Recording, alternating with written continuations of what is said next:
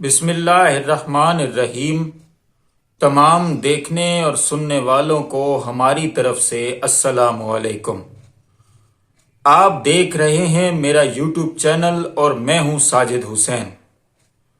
دوستو، آج کی پریشانی، آج کی بے چینی، آج کی مشکل سے گھبرانا نہیں چاہیے، کیونکہ مشکل اسی کے ساتھ ہوتی ہے جو محنت کرتا ہے، اور مشکل کے ساتھ آسانیاں ہیں۔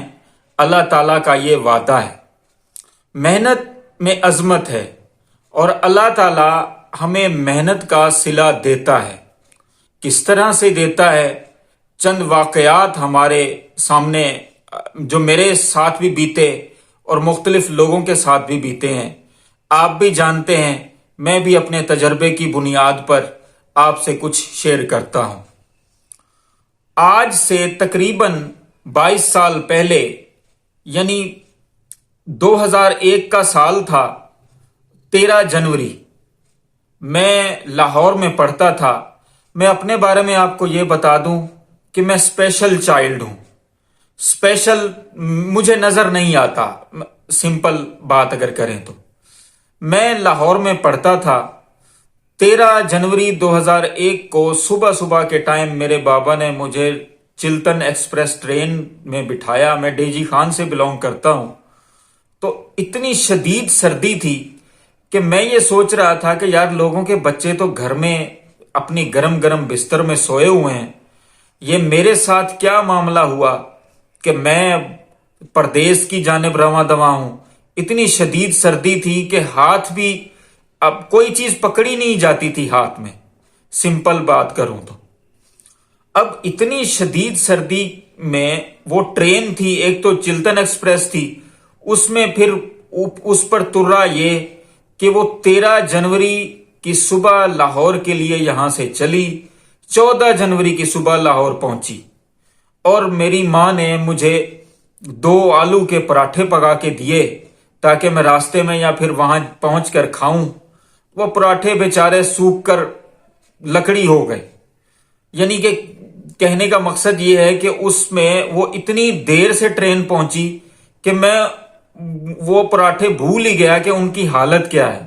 بندے کی اپنی حالت یہ تھی کہ اتنی شدید سردی تھی، لیکن پھر وقت گزرا اور وقت گزرتا رہا اپنے اپس اینڈ ڈاؤنز کے ساتھ۔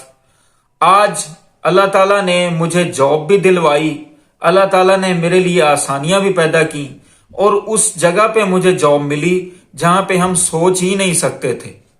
یعنی کہ یو ایس کی کمپنی، انویسٹمنٹ یو ایس کی تھی، بندہ پاکستانی تھا، سافٹ ویئر ہاؤس میں مجھے جاب ملی، اور میں نے 10 سال جاب کی۔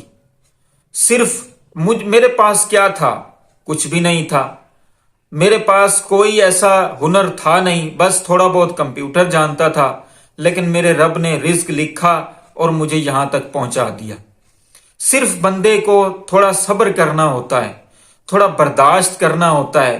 معاملات اسی طرح ہی چلتے ہیں، اللہ تعالیٰ اسی طرح ہی زندگی کے معاملات چلاتے ہیں۔ اب کل میں نے ایک ویڈیو کی یوٹیوب کے بارے میں۔ اب یہ اللہ تعالیٰ آج کا کیونکہ ٹاپک اس طرح کا ہے کہ اللہ تعالیٰ محنت کا صلہ کیسے دیتا ہے، تو تمام اپنے چھوٹے یوٹیوبر سے، کیونکہ میں خود ابھی اس مراحل میں گزر رہا ہوں، میں سب سے یہی کہتا ہوں کہ زندگی میں اس طرح کے معاملات آتے رہتے ہیں۔ ہمیں ہماری ویڈیو پہ ویو نہ ملیں، ہمارے سبسکرائبر نہیں بڑھ رہے، آج کل ہر بندہ یہی بات کرتا ہے، لیکن میں یہ دیکھتا ہوں کہ انشاءاللہ تعالی اگر آپ کے کنٹینٹ میں جان ہوگی، اگر آپ کے کنٹینٹ کے اندر ایسی کوئی بات ہے جس نے آپ کو آگے چل کر پھل دینا ہے، کوشش کریں کہ اپنے کنٹینٹ کو کریٹیبل بنائیں، کوشش کریں کہ اپنے کنٹینٹ کو اس طرح کا بنائیں کہ یوٹیوب پر کوئی بندہ آئے، آپ کو دیکھے اور آپ کی بات پر اس کو پتا چلے کہ واقعی اس نے کچھ محنت کی ہے۔ تو انشاءاللہ تعالی آپ کے معاملات، میرے معاملات، ہم سب کے معاملات یوٹیوب میں بھی آسانی کی طرف آئیں گے۔ آج میں صبح ایک ویڈیو دیکھ رہا تھا جس میں لوگ ذکر کر رہے تھے کہ ہم نے مشہور یوٹیوبر سے بات کی، انہوں نے کہا کہ ہم آدھا گھنٹہ اگر آپ سے واٹس ایپ پہ بات کریں گے تو آپ کو 700 یا 750 रुपया देना पड़ेगा।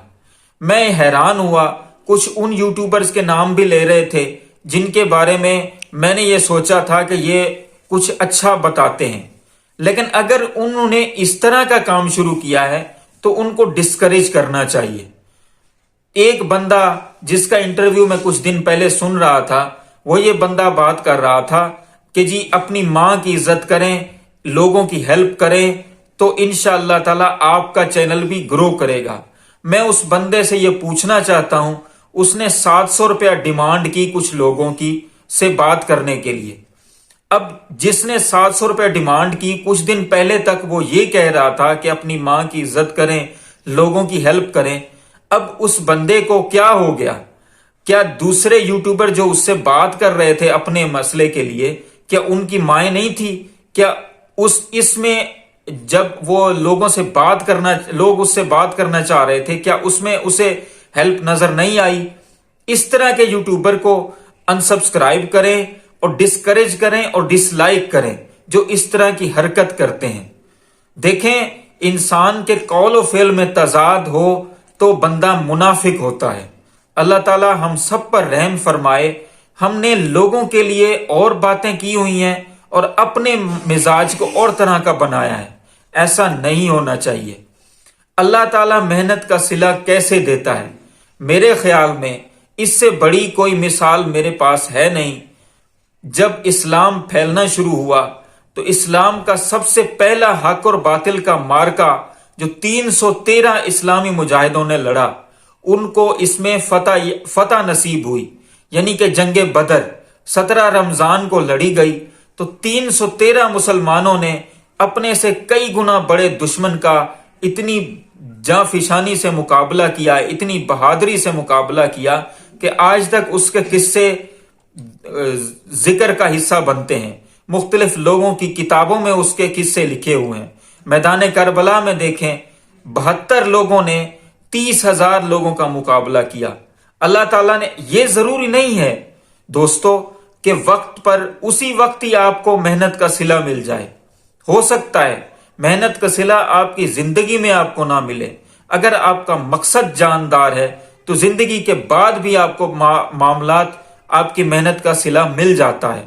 बकौल वासिफ अली वासिफ, अगर मेरी बात में जान है तो आने वाले जमाने मेरे होंगे। अल्लाह ताला आप सबको आसानियां दे और आसानियां तकसीम करने की भी तौफीक दे। अपने आसपास दोस्तों और रिश्तेदारों का ख्याल रखें और हमारे इस चैनल का भी। आपका बहुत बहुत शुक्रिया।